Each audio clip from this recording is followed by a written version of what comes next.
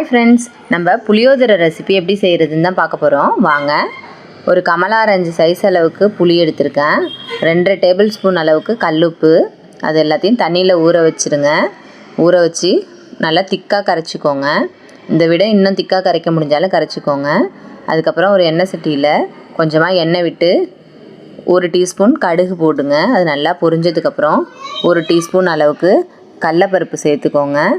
அதுக்கப்புறம் ஒரு 4 காஞ்ச மிளகாய், அதையும் பிச்சு போட்டு அதில் நல்லா வறுத்துக்கோங்க. எல்லாம் நல்லா செவந்து வரணும். எல்லாம் செவந்ததுக்கப்புறம் ஒரு 2 கொத்து கருவேப்பிலை, அதையும் அதிலேயே சேர்த்து தாளிச்சிக்கோங்க. அதுக்கப்புறம் நம்ம கரைச்சி வச்சுருக்க புளி இருந்தது இல்லையா, அதையும் அதுக்குள்ளே சேர்த்துக்கோங்க. சேர்த்துட்டு ஒரு டீஸ்பூன் அளவுக்கு மஞ்சள் தூள் சேர்த்துக்கிறேன். சேர்த்துட்டு அதை நல்லா கலந்து விட்டுருங்க. கலந்து விட்டு நல்லா சிம்மில் வச்சுடுங்க. அது பாட்டுக்கே கொதிச்சிட்டே இருக்கும். நம்ம தண்ணியாக புளி கரைச்சிட்டோம்னா ரொம்ப நேரம் ஆகும் அது சுண்டுறதுக்கு. அதனால தான் நம்ம திக்காக கரைக்கணும். இதுமாரி நல்லா கொதிச்சிட்டே இருக்கும். சிம்மில் வச்சிட்டிங்கன்னா, எனக்கு வந்து ஒரு 15 நிமிஷம் 20 நிமிஷம் ஆணுச்சு சிம்மில் வச்சு கொதிக்க விடும்போது. இதுமாரி நல்லா கொஞ்சம் கொஞ்சமாக சுண்டிக்கிட்டே இருக்கும். அது வரைக்கும் நம்ம பொறுமையாக கொதிக்க விடணும். நல்லா தளபலன்னு கொதிக்கணும். ஓரத்தில் எண்ணெய் பிரிஞ்சு வரும். அது வரைக்கும் நல்லா கொதிக்க விடுங்க. அந்த நேரத்தில் இந்த மாதிரி நம்ம ஒரு பொடி ரெடி பண்ணணும் புளியோதரைக்கு. அதுக்கு ஒரு துண்டு பெருங்காயம், அப்புறம் 1 டீஸ்பூன் அளவுக்கு வெந்தயம், 10 காஞ்ச மிளகாய், 1 டேபிள் ஸ்பூன் அளவுக்கு உளுத்தம்பருப்பு, 1 டேபிள் ஸ்பூன் அளவுக்கு கடலைப்பருப்பு, எல்லாத்தையும் நம்ம வறுத்துக்கணும்.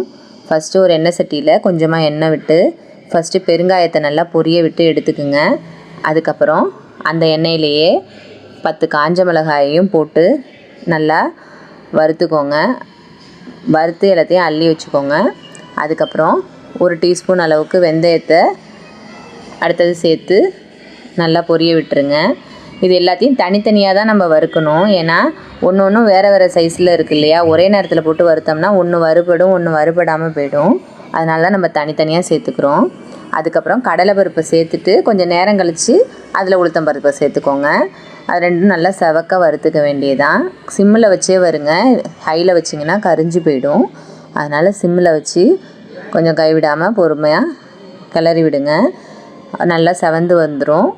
அது எல்லாத்தையும் ஒரு பிளேட்டில் மாற்றிக்கிட்டு நல்லா ஆற வச்சுருங்க.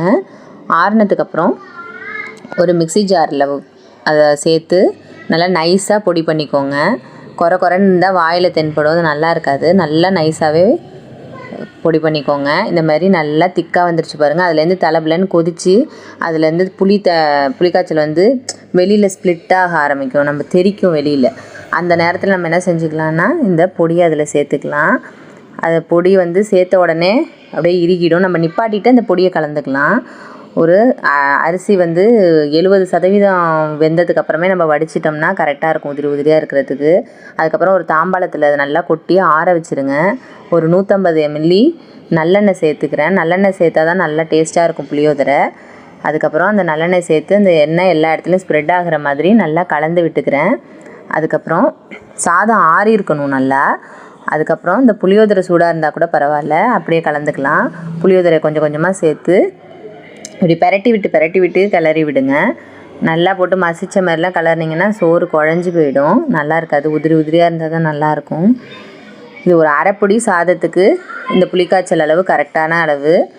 மீறாது புளிக்காய்ச்சல், எக்ஸஸாகவும் இருக்காது, கரெக்டான அளவாக இருக்கும்.